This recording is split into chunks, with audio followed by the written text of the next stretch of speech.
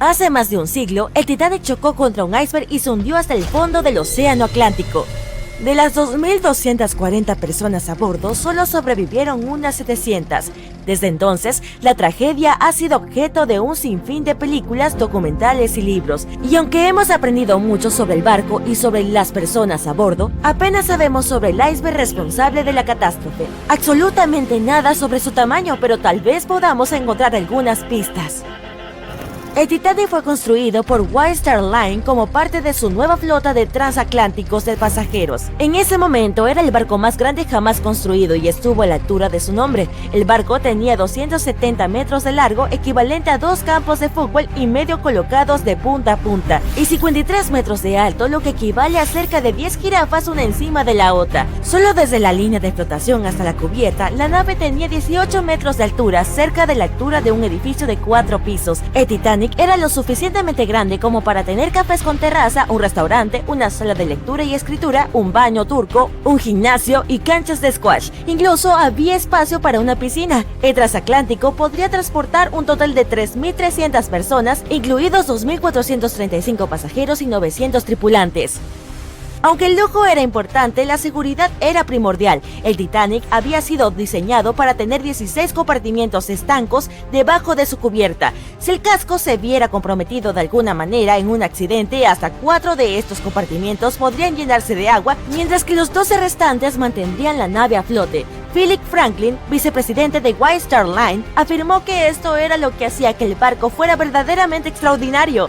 Se cree que el hombre dijo: "No hay peligro de que el Titanic se hunda, el barco es insumergible y los pasajeros no sufrirán más que molestias".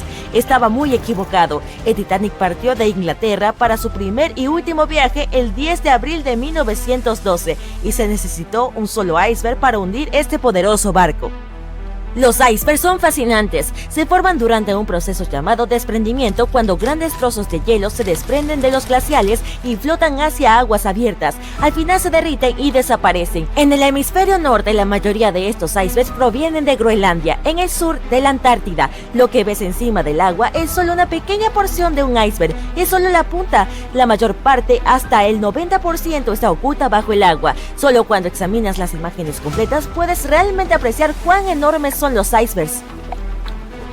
Es la parte del iceberg que no se puede ver la que suele ser más peligrosa. Debajo de las olas hay bordes irregulares por todas partes. Si un barco se acerca demasiado, puede recibir graves daños en el casco. Y no solo hay que tener cuidado con los grandes icebergs, los más pequeños, que son más difíciles de detectar, pueden resultar igual de peligrosos. Un gruñidor, por ejemplo, mide menos de 2 metros de largo y solo un poco más de 1 metro sobresale del agua. El Bergy Beat, algo más grande, tiene menos de 4 metros. Los peligros de los icebergs eran bien conocidos cuando zarpó el Titanic. En 1901, el Islander viajaba por el pasaje interior hacia Alaska, chocó contra un iceberg y se hundió inmediatamente. En esa oportunidad, 138 de las 178 personas a bordo lograron llegar a un lugar seguro.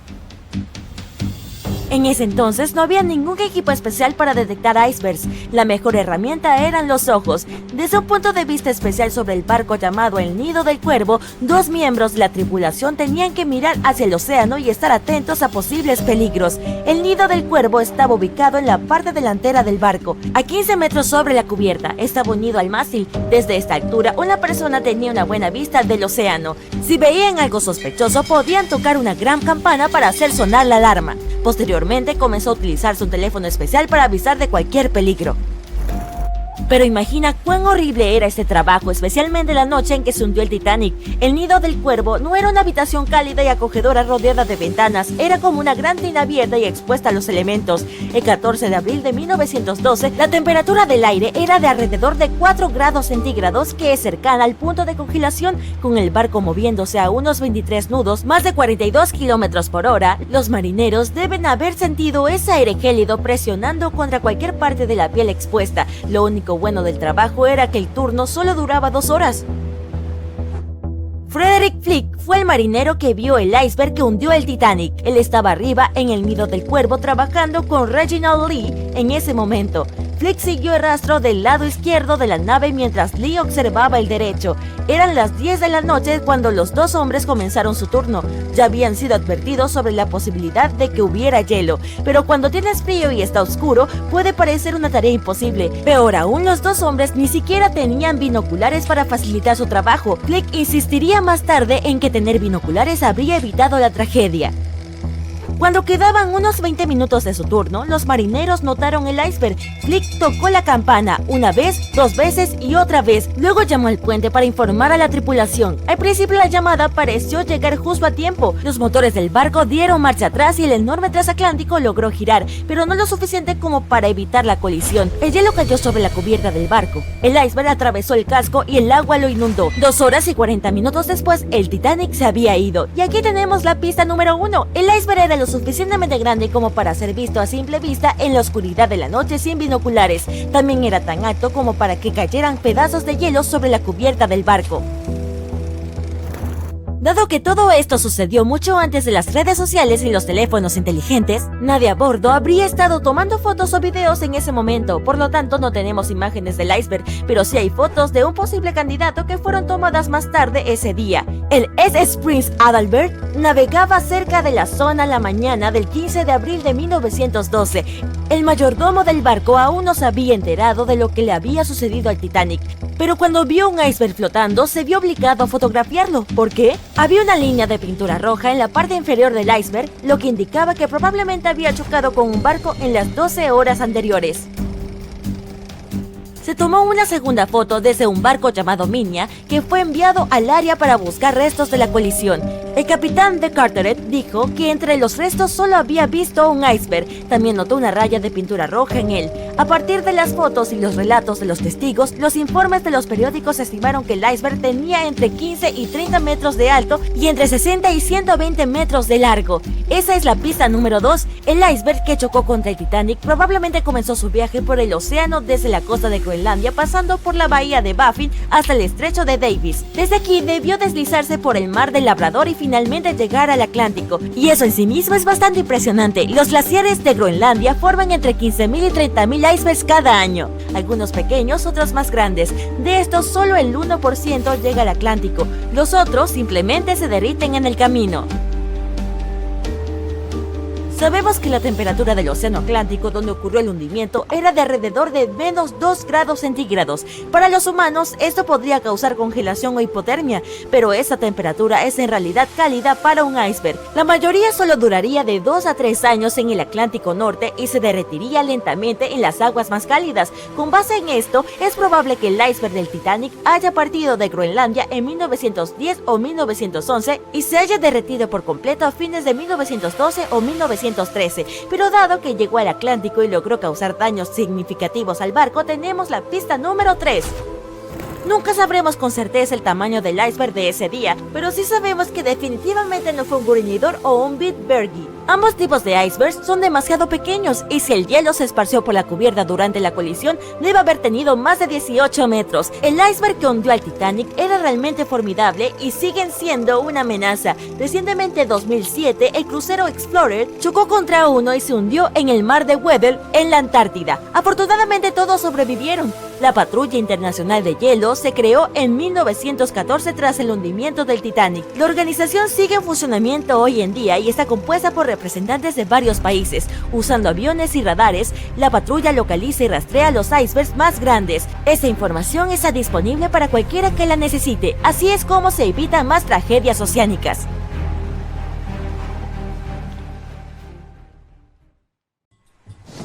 ¿Puedes adivinar cuántas teorías existen sobre el hundimiento del Titanic? Así es, muchísimas, incluyendo una teoría propia que hoy compartiré contigo. Después podrás decidir cuál te parece más probable. Teoría de una pieza. La primera versión de los hechos fue la teoría de una pieza. Es muy simple y básicamente afirma que el hundimiento ocurrió sin ninguna ruptura. 2:15 AM, el barco choca con un iceberg. 2:18 AM, las luces se apagan. El barco alcanza un ángulo de 45 grados y su hundimiento final en las profundidades del océano comienza rápidamente. 2:20 am. Solo unos 3 minutos después, el RMS Titanic desaparece bajo la superficie del océano, para siempre. El transatlántico no se rompe, solo se hunde en una pieza entera. Por supuesto, esto no puede ser cierto. En abril de 1902, el Titanic no solo era el barco más grande del mundo, sino también el más grande jamás construido. Es difícil creer que un buque tan pesado pudiera haberse hundido sin romperse. Sería simplemente imposible. Bueno, no podemos culpar a las personas de aquel entonces. Antes de encontrar los restos, no había otras teorías. ¿Un momento? ¿O acaso sí las había? Un día después de la tragedia, los sobrevivientes fueron entrevistados y hablaron de lo que había pasado. Algunos de ellos afirmaron que el barco se había partido en dos al hundirse. Por ejemplo, Jack Thayer, un chico de 17 años, describió el hundimiento tal y como lo recordaba, y L.D. Sigmund dibujó un boceto a partir de esa descripción. El dibujo mostraba claramente el barco partiéndose por la mitad, pero nadie le creyó a Jack ni a los demás testigos. No había pruebas, por lo que sus afirmaciones fueron recibidas con escepticismo. Sin embargo, en 1985 las cosas cambiaron. Fue entonces cuando Robert Ballard encontró los restos del Titanic en las profundidades del océano. Cuando la gente los vio, quedó claro que Jack y los otros supervivientes tenían razón. El Titanic se había partido en dos, por lo tanto es hora de una nueva teoría. 2:15 am. La quilla se rompe, la escora de estribor cede y el casco continúa inclinándose y desmoronándose. 2:17 am. Las secciones de la galera se rompen, las torres caen inmediatamente bajo su propio peso, las luces se apagan, la popa es arrastrada por los aires, la proa se desprende y comienza a hundirse. La popa se aferra a duras penas a la parte de estribor de la superestructura de la sección de popa. La sección de popa se inclina lentamente hacia babor mientras comienza a hundirse de nuevo. Se levanta por última vez y hace un giro semicircular mientras se hunde. Suena bastante convincente, ¿cierto? Pero algunos comenzaron a hallar agujeros en esta teoría. Por ejemplo, el Titanic no podría haberse mantenido unido hasta alcanzar un ángulo tan elevado. Tendría que haberse partido mucho antes. Esto solo significaba que aún quedaba un vasto campo para la investigación y las especulaciones. Por eso, los expertos comenzaron a idear sus propios escenarios. ¿Qué tal si primero miramos los menos populares? Ruptura en V y ruptura en V Aaron 1912. Según la primera teoría de la ruptura, el Titanic alcanzó un ángulo elevado y el peso de su popa sin apoyo hizo que se partiera desde arriba hacia abajo. Pero eso es físicamente imposible, así que, ¿existen otras ideas? En 2006, Roger Long, un arquitecto naval, decidió investigar la llamada teoría de la V. 2:17 am. La ruptura comienza en un ángulo poco pronunciado, tal vez de unos escasos 11 grados. La estructura superior falla y comienza a resquebrajarse.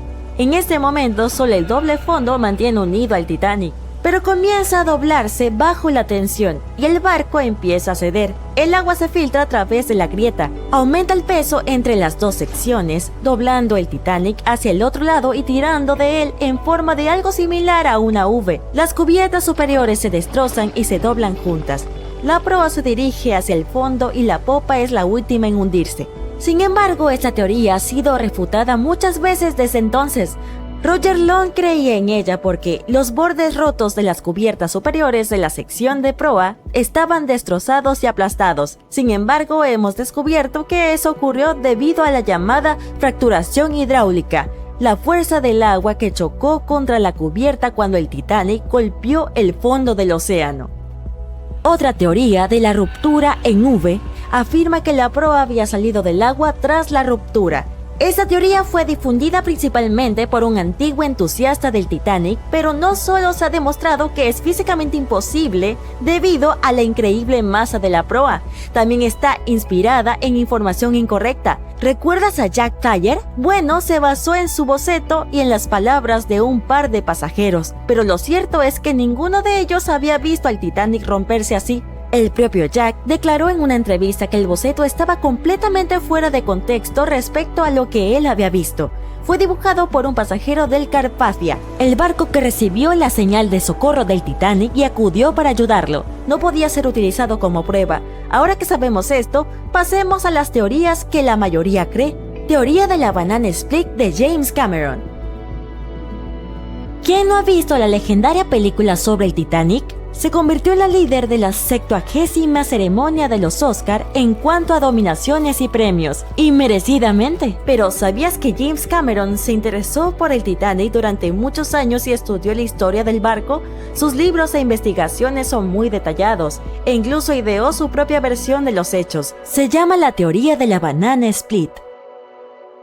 Y es lo que ves en la película. Dice así: el Titanic alcanza un ángulo de 23 grados y se fractura hasta la quilla. El doble fondo actúa como una bisagra mientras la popa cae. Cuando el doble fondo cede, la proa y la popa se separan. La popa se escora hacia babor y queda en posición vertical para luego comenzar a sumergirse. Esta teoría es la más exacta científicamente junto con la de Roy Mengot. Espera, ¿quién es Roy Mengot? Teoría de Mengot. Roy Mengot era un ingeniero que ideó la teoría más plausible hasta el momento. 12:17 am, las luces se apagan. En este momento el Titanic está en un ángulo de 20 a 23 grados. De pronto el buque se parte en dos, justo alrededor de la tercera chimenea. La popa se hunde en el agua. La quilla falla primero. El calado y la parte inferior del casco se aplastan y se rompen. El agua entra en la proa y la popa del buque a través de las enormes grietas, haciendo que la sección de proa se hunda bajo las olas. La proa se eleva hasta un ángulo de 70 o 90 grados y también se hunde. Esta teoría parece ser la más lógica, pero es bastante controversial. Los sobrevivientes que vieron la ruptura afirmaron que la popa había retrocedido y que la proa había desaparecido por completo. La teoría de Mengot contradice esa afirmación, mientras que la de James Cameron la tiene en cuenta. ¿Estás pensando lo mismo que yo? La verdad debe estar en algún punto intermedio. Mi versión. Ahora, como te prometí, te daré mi versión de los hechos. Bueno, en realidad no es mi teoría, más bien es una combinación de las de Roy Mengot y James Cameron. Creo que James Cameron tenía razón sobre la ruptura. 12:17 am, el barco está en un ángulo alto, las luces se apagan, luego se parte en dos, la proa comienza a hundirse, el doble fondo sigue unido a la popa durante más o menos un minuto. Una vez que el doble fondo falla, las dos partes se separan y la proa se hunde. Entonces, como dijo Mengot, la popa se eleva en un ángulo alto y comienza a hundirse verticalmente. Esto podría haber ocurrido porque los supervivientes declararon haber visto una ruptura limpia, lo que significa que fue claramente visible. También habían visto a la popa permanecer en posición vertical por un buen rato, probablemente unos minutos antes de desaparecer. De todos modos, todo esto son solo especulaciones. Más allá de cómo se haya partido y hundido el Titanic, fue una gran tragedia. Ya han pasado 110 años desde que chocó con un iceberg y se hundió. ¿Sabías que en 2022 la compañía Blue Star Line terminará de construir una réplica exacta del Titanic? Bautizado como el transatlántico Titanic 2, el barco navegará por la misma ruta con 2.400 personas a bordo. 14 de abril de 1912. Una fría noche en algún lugar del Atlántico Norte. A bordo del barco más moderno e insumergible, el Titanic, se celebra una cena. Dos hombres bien vestidos están sentados en una de las mesas. Uno de ellos es un famoso periodista británico. Le cuenta a su interlocutor una historia interesante y al mismo tiempo terrible. Todo comenzó cerca del año 1000 a.C. en el antiguo Egipto. En aquella época, nació una mujer en la ciudad de Tebas. Nadie sabía quién era ni a qué se dedicaba, pero tenía una alta posición social. Hacia el final de su vida, fue proclamada sacerdotisa del colegio de Amen-Ra. Su cuerpo fue embalsamado, colocado en un ataúd de madera y cubierto con una enorme tapa con la imagen de una mujer y misteriosas inscripciones. Fue enterrada en Tebas junto con otras personas de la clase alta. La momia de esta mujer permaneció en reposo durante casi 3000 años. El lugar del entierro se había ocultado cuidadosamente. Hacia la primera mitad del siglo XIX, un grupo de lugareños descubrió accidentalmente la antigua tumba. Perturbaron la paz de la sacerdotisa. Nadie sabe exactamente lo que ocurrió aquel día, pero la momia fue sacada del ataúd y desapareció sin dejar rastro. Unas décadas más tarde, un grupo de 4 amigos ricos de Inglaterra llegó a Egipto para realizar un viaje por la parte alta del Nilo. Primero fueron a visitar las excavaciones del templo de Amen-Ra, cerca de la ciudad de Luxor. Ahí encontraron la caja de la momia vacía. Representaba a la sacerdotisa con ojos oscuros mirando al vacío. Había algo siniestro en su mirada. No sabían a quién pertenecía el recipiente, pero estaban tan asombrados por la belleza y la energía del hallazgo que decidieron comprarlo a los lugareños. El comprador desapareció la misma noche en que le entregaron la caja en el hotel. Algunos dijeron que habían visto al hombre salir del hotel e ir hacia el desierto. Nadie supo por qué lo hizo. Nadie más lo vio después. Otro hombre del mismo grupo se llevó el ataúd. Durante su regreso a casa, uno de los amigos resultó gravemente herido. Al llegar a Londres, el nuevo propietario de este descubrió que el banco donde estaba todo su dinero había quebrado. En un día, el hombre pasó de ser un rico empresario a un mendigo. Un tercer amigo también experimentó la siniestra influencia del antiguo hallazgo. Perdió la salud, el trabajo y finalmente incluso la vida en un accidente poco después de regresar a Londres. Antes de caer en la bancarrota, el propietario regaló el antiguo cofre a su hermana, que vivía en Londres.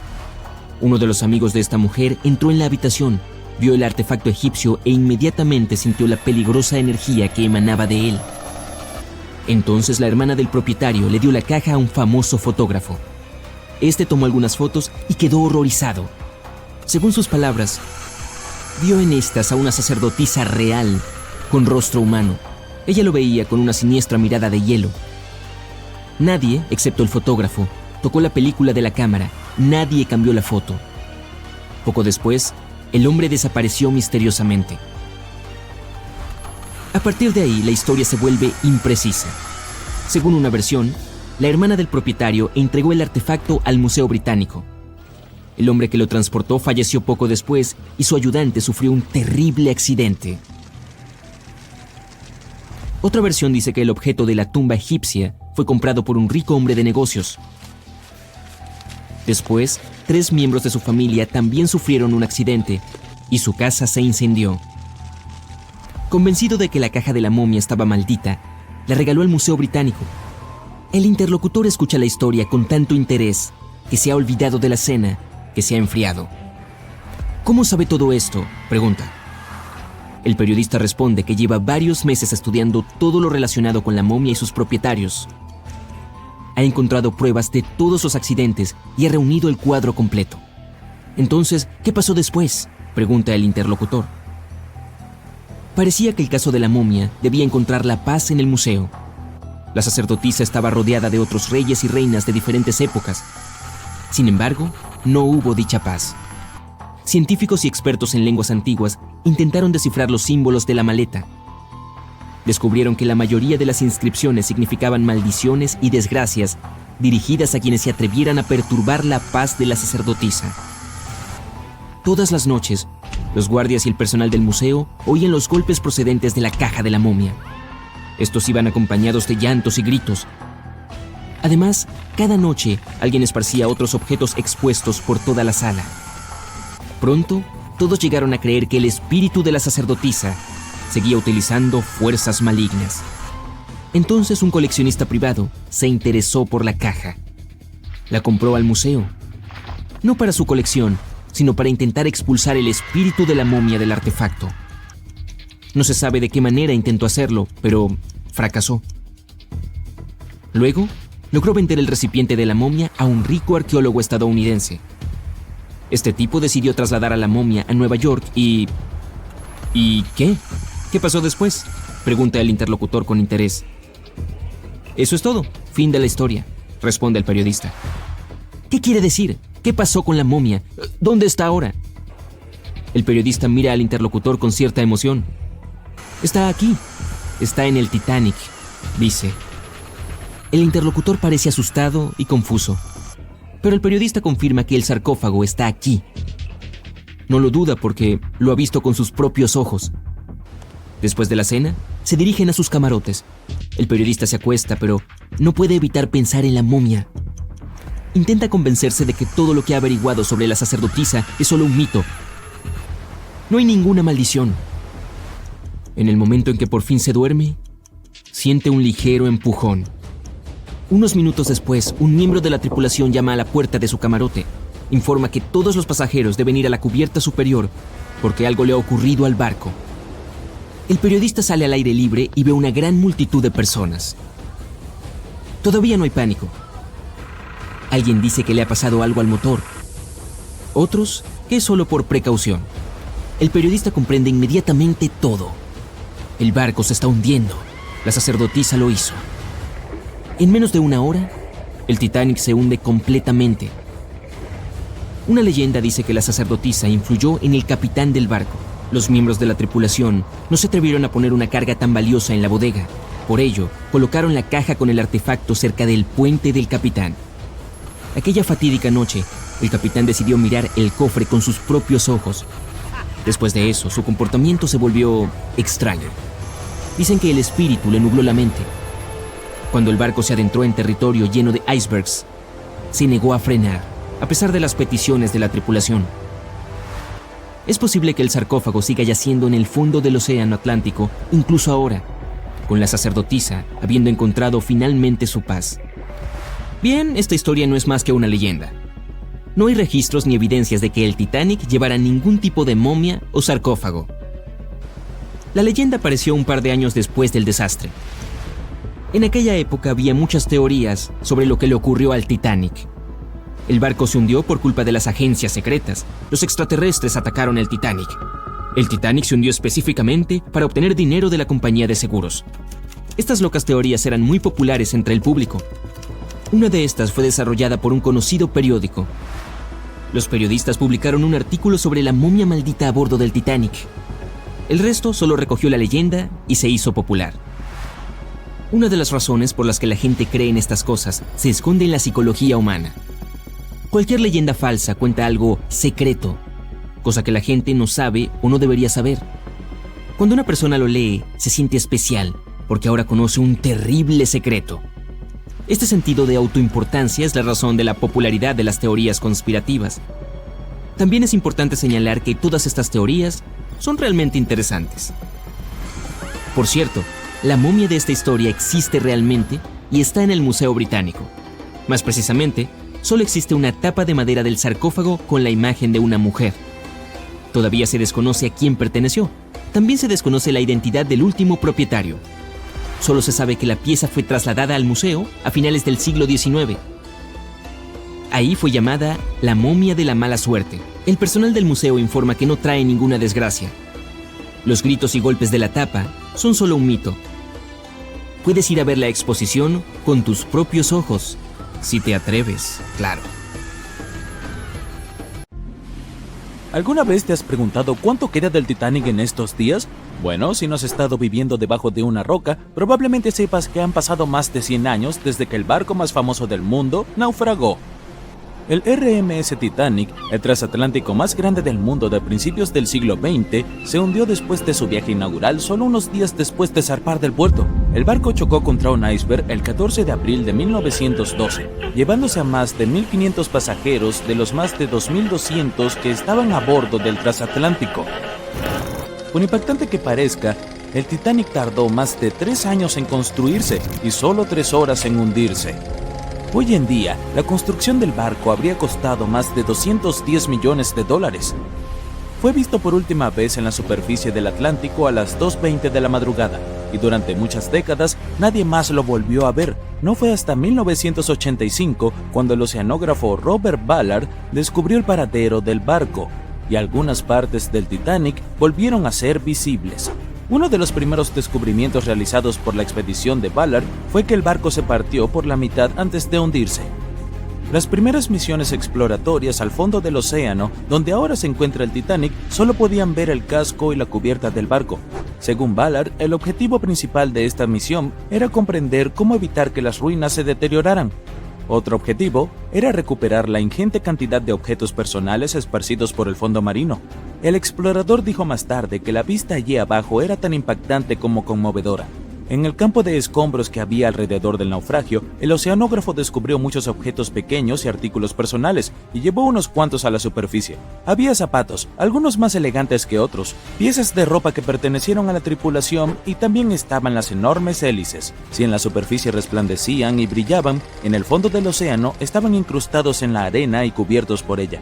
Ballard señaló que el área donde se esparcieron los utensilios de cocina medía más de 1,6 kilómetros de largo. Había suficientes platos, ollas y sartenes para llenar toda una cocina industrial. Por primera vez, la secuencia de animación en 3D revelan imágenes emocionantes. Las simulaciones muestran la evolución del Titanic desde que zarpó en 1912 hasta el estado actual de sus ruinas. Pero las simulaciones no fueron suficientes para el explorador de aguas profundas James Cameron, quien imaginó viajar al corazón del naufragio por primera vez en la historia del barco. Sí, el mismísimo James Cameron, que resulta ser el director de la famosa película sobre el transatlántico. Ya ha buceado 33 veces para visitar los restos del Titanic. Aquí tenemos algunas curiosidades divertidas para ti. El director dice que su verdadera pasión siempre ha sido el océano, y que desde niño quería estudiar el mar. Dirigir, digamos, resultó ser su trabajo diario, y cuando apareció la posibilidad de dirigir Titanic, dijo que sí, solo para poder ir a ver las ruinas del barco en la vida real.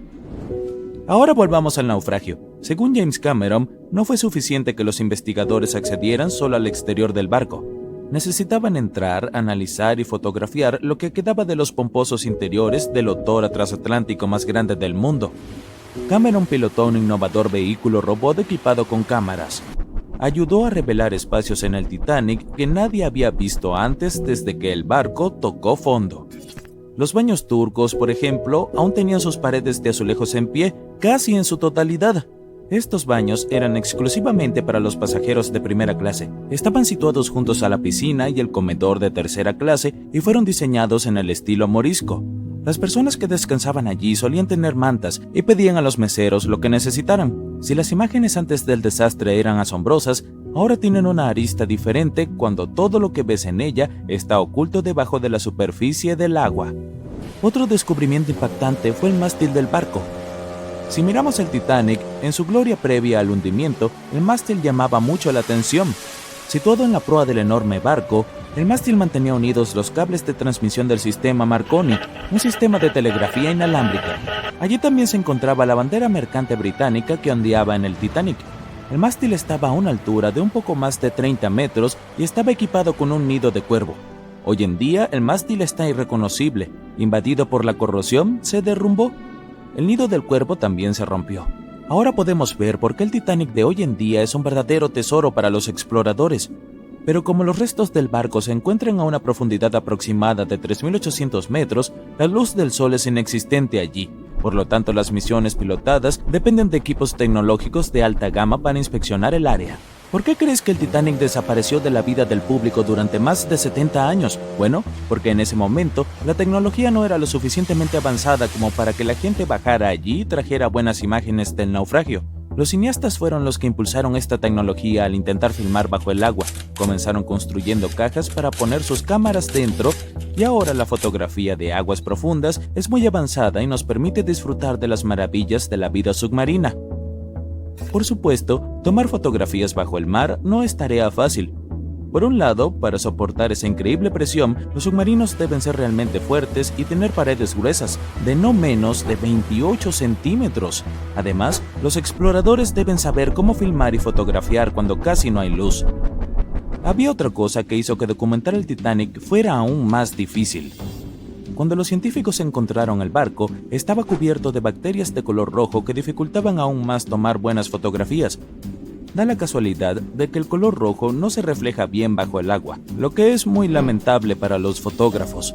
Por esta razón, los vehículos operados por humanos que bajan a recorrer las ruinas están equipados con potentes dispositivos de iluminación. Cuando ves algunas partes del barco desde lejos, parece como si hubiera cera de color marrón rojizo goteando sobre las ruinas del Titanic. Pero en realidad, estas estructuras con forma de carámbano son colonias de microorganismos. Cuando el barco se hundió, trajo consigo una enorme cantidad de bacterias que antes no existían en el fondo del océano. Pero ahora, estas bacterias, junto con las condiciones extremas del fondo del océano, se han convertido en una combinación desastrosa para las ruinas del barco. Estas colonias rojas de microorganismos en realidad se alimentan de hierro y acero, que es básicamente todo lo que queda del Titanic. Algunos de estos microorganismos son unas bacterias llamadas Holomonas titanicae. Pueden comer hasta 100 kilogramos de hierro por día. Esto hace que el Titanic sea una fuente de alimento colosal para ellas. Ha habido muchas especulaciones sobre la esperanza de vida de los restos del barco, después de que los investigadores descubrieron este extraño óxido. Pero, según Cameron y su equipo de investigación, el Titanic no se va a desintegrar pronto. En una de las últimas expediciones a la zona del naufragio, se financió un vehículo pilotado para identificar específicamente un camarote. Perteneció a un pasajero muy importante, Sir Benjamin Guggenheim. Sí, como el museo. Guggenheim era hijo de un magnate de la minería y miembro del grupo de élite que abordó el viaje transatlántico del Titanic. Nacido en Filadelfia, Guggenheim viajaba de regreso a Estados Unidos, pero como todos sabemos, nunca llegó a su destino. Con un precio que oscilaba entre 400 y 800 libras en 1912, que es el equivalente a 84,000 libras hoy en día, se podía reservar un alojamiento que se llamaba camarote. Los camarotes del Titanic eran el tipo más lujoso de habitaciones de primera clase. Estaban ubicados en las cubiertas B o C y estaban decorados en más de 11 estilos diferentes, como jacobeo, georgiano, renacimiento italiano y la lista continúa. Estas habitaciones estaban llenas de paneles tallados y marcos hechos de maderas exóticas, como caoba, roble, etc.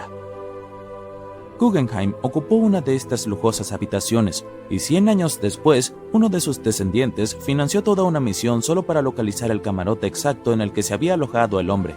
Esta expedición se convirtió en un documental para National Geographic y lograron identificar qué camarote era el de Guggenheim, así que felicitaciones para ellos. Es el 10 de abril de 1912, un soleado día de primavera. Eres uno de los pasajeros de primera clase a bordo del Titanic. Justo cuando el barco está a punto de partir de Southampton, imagina la emoción de todos, el aire fresco de primavera, los sonidos del mar. Estás paseando por la cubierta más alta del Titanic cuando ves varios botes salvavidas. Cuando empiezas a contarlos, recuerdas la capacidad del barco. Es de poco más de 3,000 personas. Espera, ¿hay suficientes botes salvavidas para todos a bordo? Veamos los números. El Titanic podría llevar un total de 64 botes salvavidas, un número que fácilmente podría haber ayudado a salvar a todos los pasajeros a bordo. El diseñador en jefe, Alexander Carlisle, planeó equipar el barco con 48 botes salvavidas, pero el Titanic terminó con solo 20. El hecho de que este número de botes salvavidas no fuera suficiente para todos los pasajeros no era ilegal en ese momento.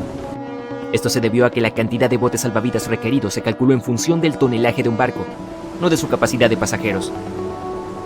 Hablando del Titanic, esta cantidad de barcos se eligió por razones estéticas, para que las cubiertas lucieran menos atestadas para los pasajeros de élite y clase alta.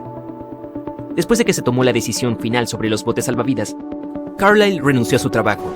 Los paseos de los pasajeros por las cubiertas del Titanic eran agradables a la vista, pero ¿valían la pena? En 2012, un siglo después del naufragio, se descubrieron nuevos documentos relacionados con la escandalosa falta de botes salvavidas. Parece que un inspector de seguridad llamado Maurice Clark propuso agregar al menos 10 botes salvavidas 5 horas antes de que el barco zarpara. Pero como los dueños del barco querían salir a tiempo, su petición fue pasada por alto.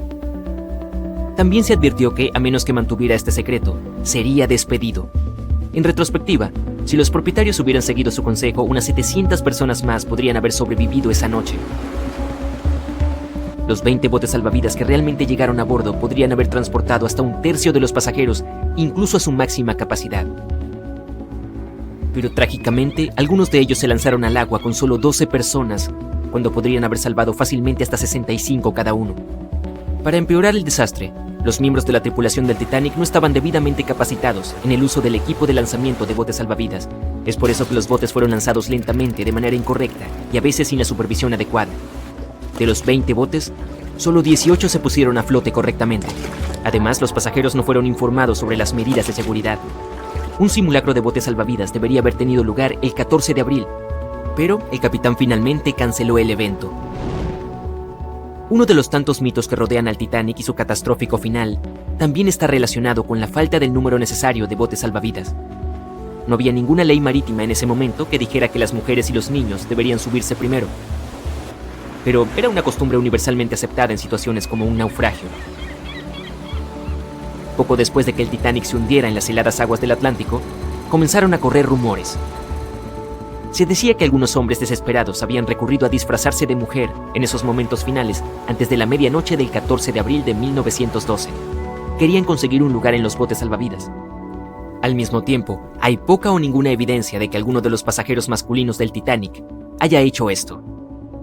En cualquier caso, ¿qué pasó con esos 20 botes salvavidas que estaban a bordo del Titanic después de que el barco chocara contra el iceberg? Lo que sí sabemos es que todas estas embarcaciones fueron desplegadas entre las 00:40 y las 2:15 horas, con un total de 718 personas a bordo. Cuando fueron rescatados por el RMS Carpathia alrededor de las 4 a.m. del mismo día, solo quedaban con vida 705 personas.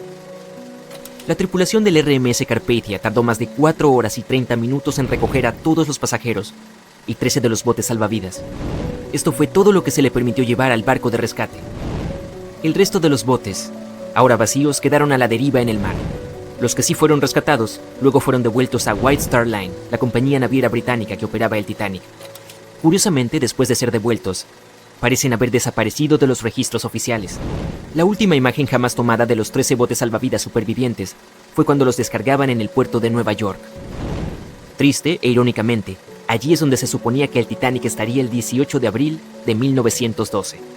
A los botes salvavidas se les retiraron sus placas de identificación del Titanic o de cualquier otra marca que pudiera haberlos vinculado al barco. Algunas fuentes afirman que los botes finalmente fueron destruidos. Pero, ¿esto realmente era la verdad? El destino de un bote salvavidas en particular ha sido fuente de mucho debate. El bote plegable A, el último en abandonar el barco, fue recuperado por el RMS Oceanic, un mes después del accidente. En ese momento estaba a unos sorprendentes 322 kilómetros del lugar donde se había hundido el Titanic. Además, en el barco había un anillo de matrimonio grabado con las palabras Edward to Gerda. Un triste mensaje para una pareja que se perdió en el mar después de lograr escapar del Titanic que se hundía. Posteriormente identificados como Edward y Gerda Lindell, la pareja viajaba de Suecia a los Estados Unidos para mudarse. Algunas historias afirman que el señor Lindell, de hecho, llegó al bote plegable A, pero su esposa no tuvo tanta suerte. Ninguno fue visto nunca más, y el anillo de bodas finalmente fue enviado al padre de Gerda. La recuperación del bote plegable A se registró tanto en fotografías tomadas por la tripulación a bordo del RMS Oceanic, como en un relato detallado escrito a mano por un compañero de viaje. Afirmaron que el bote salvavidas se parecía más a un trozo de madera arrastrado por las olas que a un bote. Y el primer bote salvavidas que partió del Titanic fue el bote salvavidas número 7. Fue apodado el bote salvavidas de los millonarios. Se rumorea que los 12 pasajeros a bordo podrían haber sobornado a la tripulación para remar hacia un lugar seguro, en lugar de permitir que otros lo usaran. En 2015, algunos de los artículos recuperados de este bote, incluidos un menú de almuerzo, un boleto y una carta de uno de los pasajeros, fueron vendidos por hasta $70,000 por un subastador de Nueva York. Poco después de la catástrofe del Titanic, se hizo obligatorio que todos los barcos estuvieran equipados con suficientes botes salvavidas para transportar a los pasajeros y a la tripulación. Es más probable que los botes salvavidas del Titanic, siendo un equipo relativamente nuevo en ese momento, fueran reacondicionados para ser usados en otros barcos, como el RMS Olympic, que era el hermano mayor del Titanic. Algunos de ellos pueden haber sido vendidos a colecciones privadas o incluso dejados para pudrirse. Después de todo, se consideraban una fuente de mala suerte y la mayoría de la gente no estaba dispuesta a volver a utilizarlos en otros barcos. Por desgracia, toda la información sobre su paradero es difícil de confirmar ahora. Nunca se dio ninguna declaración oficial de los propietarios de los botes salvavidas después de su rescate. Pero aunque no parece haber quedado nada de los botes originales, existen algunas réplicas de tamaño completo en exhibición en museos en Falmouth, Inglaterra, y en Belfast, Irlanda del Norte. Uno de los pocos botes salvavidas supervivientes de White Star Line no pertenecía, de hecho, al Titanic, pero tenía una sorprendente conexión con el barco. Este bote restaurado es el salvavidas 6 del RMS Oceanic, que ayudó a recuperar el bote salvavidas plegable C del Titanic. Se decía que era propiedad de un coleccionista privado, pero al igual que los botes salvavidas del Titanic, no sabemos nada sobre su ubicación hoy en día. En cuanto a las placas de identificación y otras marcas de los botes, La White Star Line parece haberlas conservado, porque algunos de estos artículos fueron posteriormente subastados y vendidos a coleccionistas interesados. Incluso Rick Springfield supuestamente consiguió una de las placas de identificación. Y ya faltaba una placa de identificación en particular cuando los empleados de White Star Line llegaron a los botes salvavidas. Era la placa de identificación del bote número 8, que había sido tomada por un marinero llamado Thomas Jones. Más tarde se la regaló a otro sobreviviente del Titanic, la condesa de Rhodes, junto con una carta reconociendo el vínculo que formaron la noche del naufragio. Se puede encontrar otros artículos similares en exhibición en diferentes museos, como el Museo y Centro de Artes de Learn, en Irlanda del Norte, o la Galería de Arte y Museo de la ciudad de Worcester. Para ser honestos, algunos expertos afirman que incluso si hubiera habido más botes salvavidas a bordo del Titanic, simplemente no habría habido suficiente tiempo para desplegarlos a todos. Así de severo fue el impacto. Muchos investigadores dicen que todo sucedió tan rápido después de que el barco chocó contra el iceberg, que es sorprendente que tantos pasajeros lograran sobrevivir.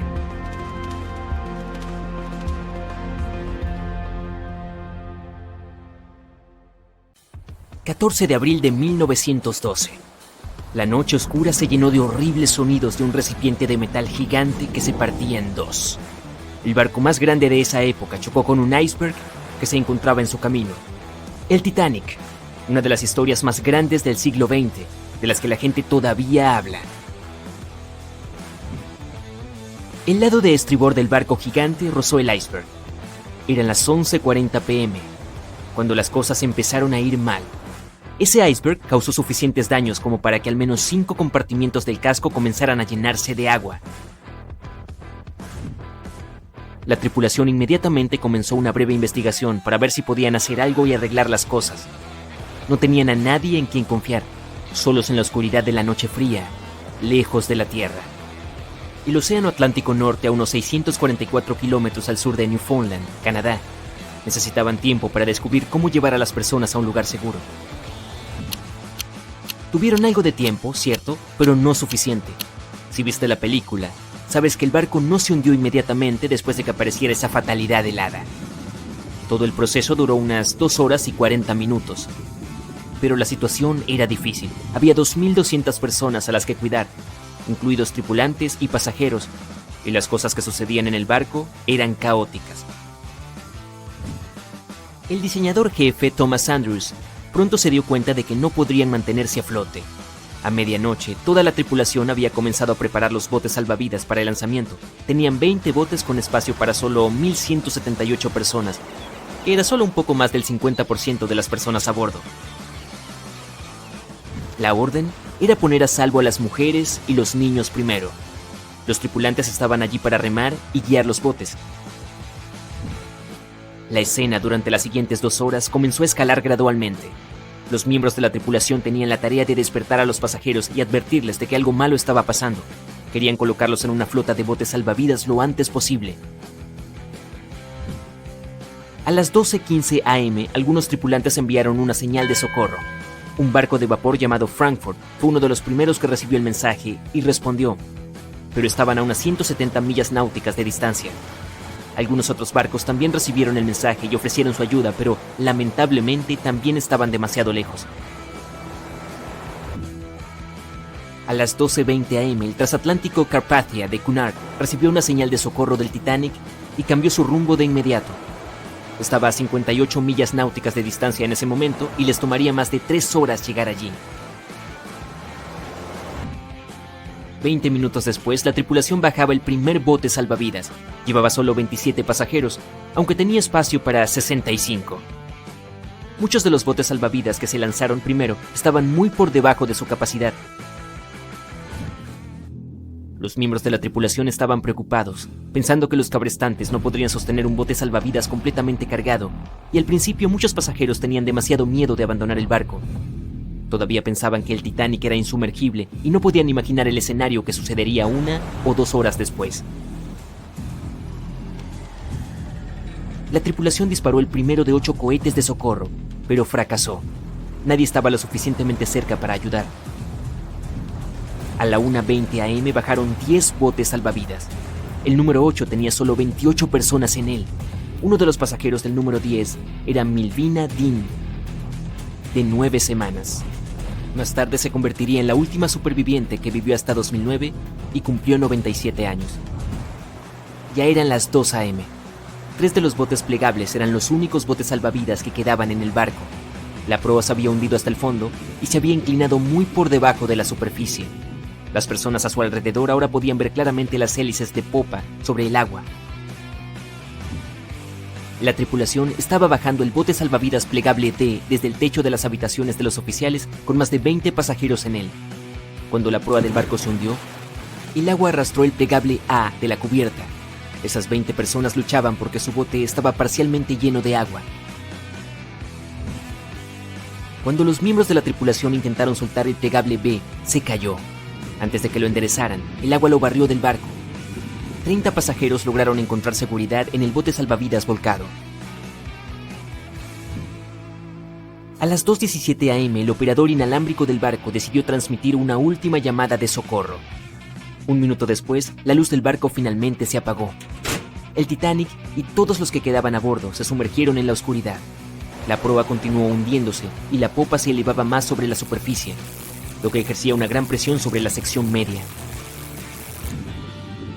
Sonidos horribles llenaban la noche. El Titanic, este enorme barco legendario en el que tanta gente depositaba sus esperanzas y entusiasmo, se partió en dos, entre el tercer y el cuarto embudo. Los informes especularían que la sección de proa tardó unos 6 minutos en llegar al fondo del océano. La popa volvió a sentarse en el agua antes de volver a elevarse a una posición vertical. Permaneció en esta situación hasta que finalmente desapareció en el océano. A las 2:20 a.m., la popa aparentemente retuvo aire en el interior y la presión del agua la aplastó a medida que bajaba. La popa aterrizó a unos 610 metros de distancia de la proa. La gente consideraba al Titanic como el barco más rápido del mundo. Pensaron que era insumergible porque 4 de sus compartimientos podían inundarse, y eso aún no causaría una pérdida crítica de flotabilidad. Su vida fue problemática desde sus inicios. Mientras el barco salía del puerto, se movió a medio metro de otro barco llamado New York. Se las arregló para pasar de forma segura, lo que fue un gran alivio para todos los pasajeros preocupados que se amontonaban en las cubiertas. El Titanic zarpó el 10 de abril. Su primer viaje fue a través de la altamente competitiva ruta del Atlántico. En la fecha del lanzamiento, el Titanic se convirtió en el objeto móvil más grande en la historia de la humanidad. 269 metros de largo, 28 metros de ancho. No tan grande si lo comparas con los barcos actuales. El crucero más grande del mundo en la actualidad es el Symphony of the Seas de Royal Caribbean, que tiene aproximadamente 5 veces el tamaño del Titanic. Si pones esa nave en posición vertical, sería casi tan alta como el Empire State Building, que mide 380 metros sin antenas. Pero el Titanic fue una gran atracción en su época. En un momento de su viaje, se detuvieron en Francia, luego de lo cual hicieron otra escala en Irlanda. Una vez que los últimos pasajeros abordaron, el enorme barco partió a toda velocidad hacia su destino final, la ciudad de Nueva York. 4 días después del inicio de su travesía, el Titanic no logró desviar su rumbo de un enorme iceberg. La historia que todos conocemos.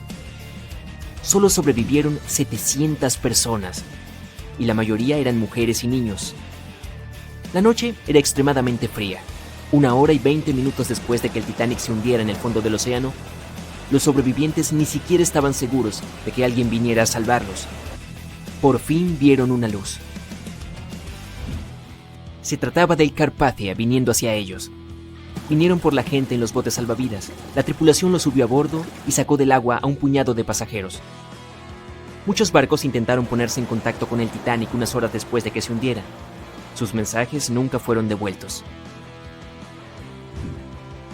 Más tarde, cuando hubo una investigación sobre lo que realmente sucedió, descubrieron que el transatlántico Californian de Leyland había estado a menos de 32 kilómetros de distancia cuando el Titanic se estaba hundiendo, pero la tripulación no escuchó las señales de socorro provenientes del Titanic porque su operador de radio no estaba de servicio.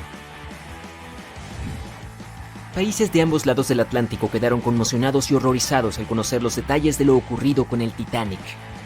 Decidieron hacer cambios en las operaciones de los barcos, reglas que ayudarían a evitar tales eventos en el futuro.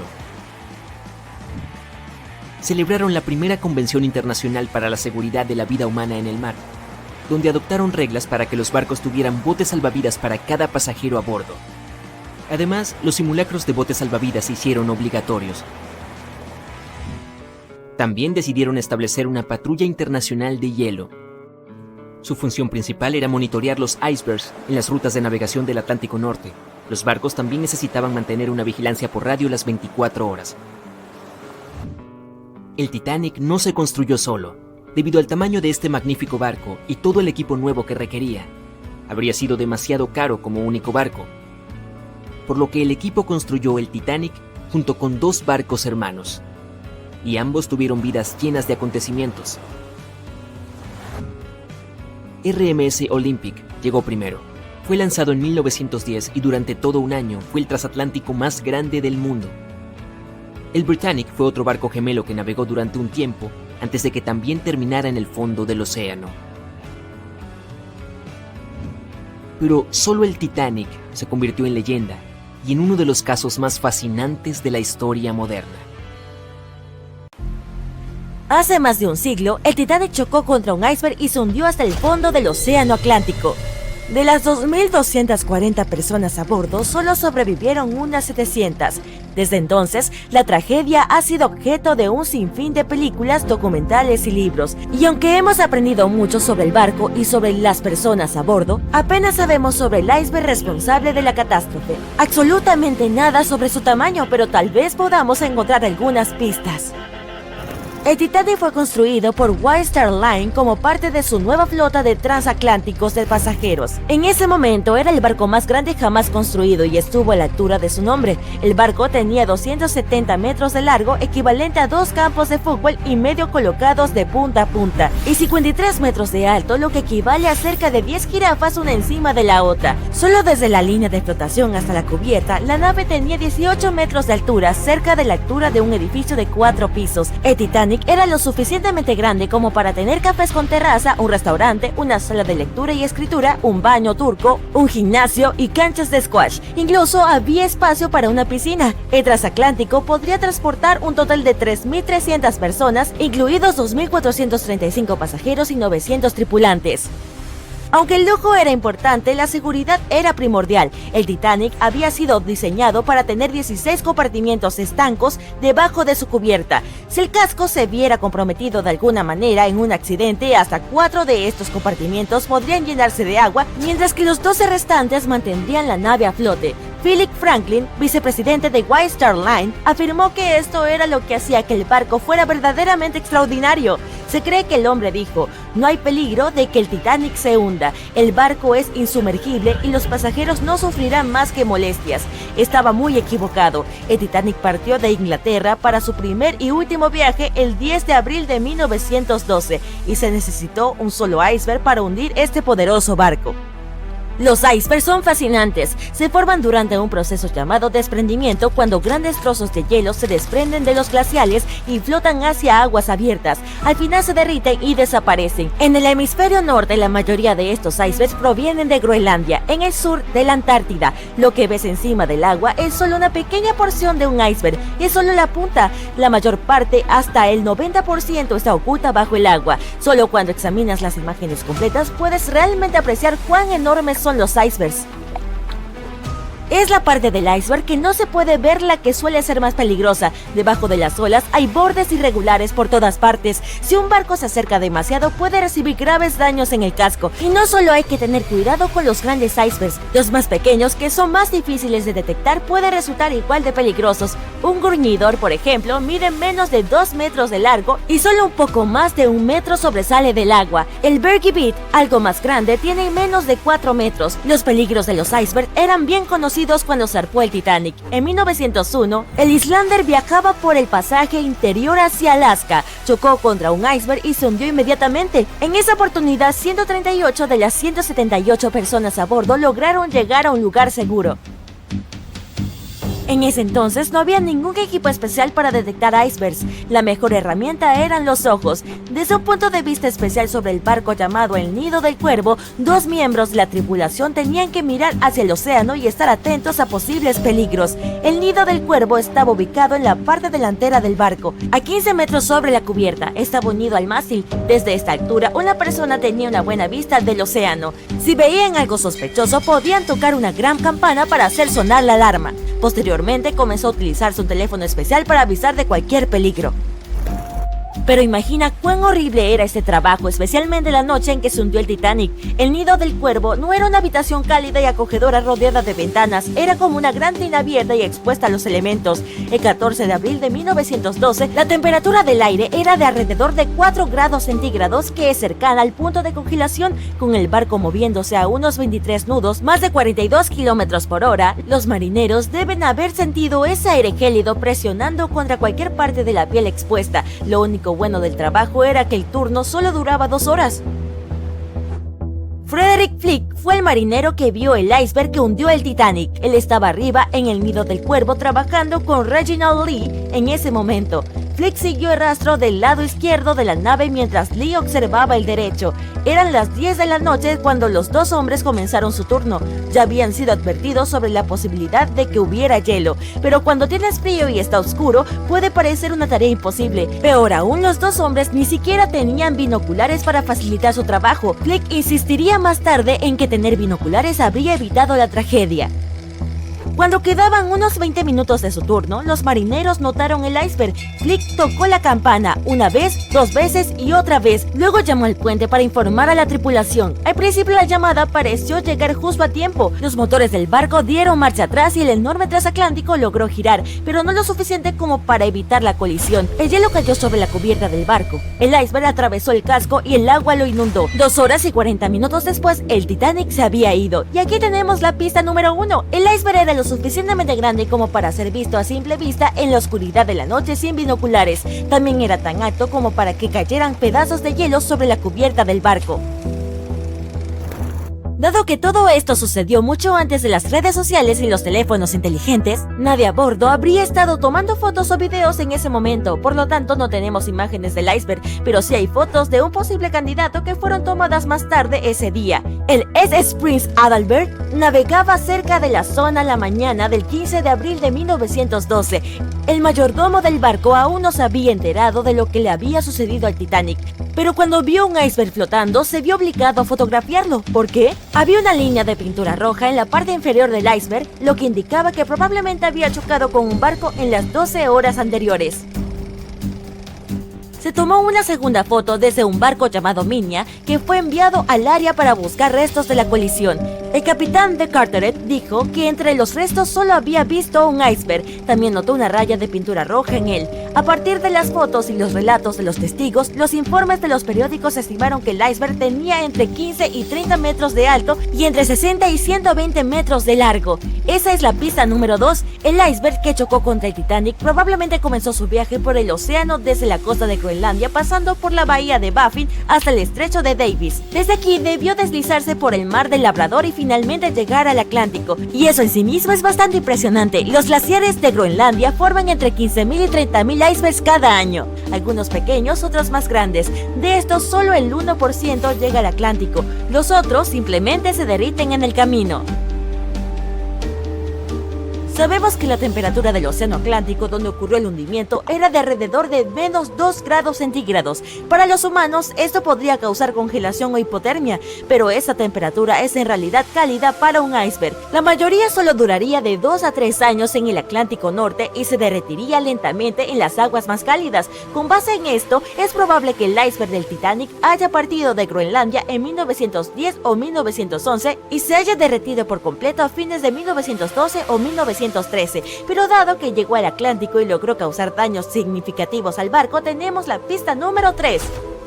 Nunca sabremos con certeza el tamaño del iceberg de ese día, pero sí sabemos que definitivamente no fue un gruñidor o un Bitbergi. Ambos tipos de icebergs son demasiado pequeños y si el hielo se esparció por la cubierta durante la colisión, debe haber tenido más de 18 metros. El iceberg que hundió al Titanic era realmente formidable y siguen siendo una amenaza. Recientemente, en 2007, el crucero Explorer chocó contra uno y se hundió en el mar de Weddell, en la Antártida. Afortunadamente todos sobrevivieron. La Patrulla Internacional de Hielo se creó en 1914 tras el hundimiento del Titanic. La organización sigue en funcionamiento hoy en día y está compuesta por representantes de varios países. Usando aviones y radares, la patrulla localiza y rastrea los icebergs más grandes. Esta información está disponible para cualquiera que la necesite. Así es como se evitan más tragedias oceánicas.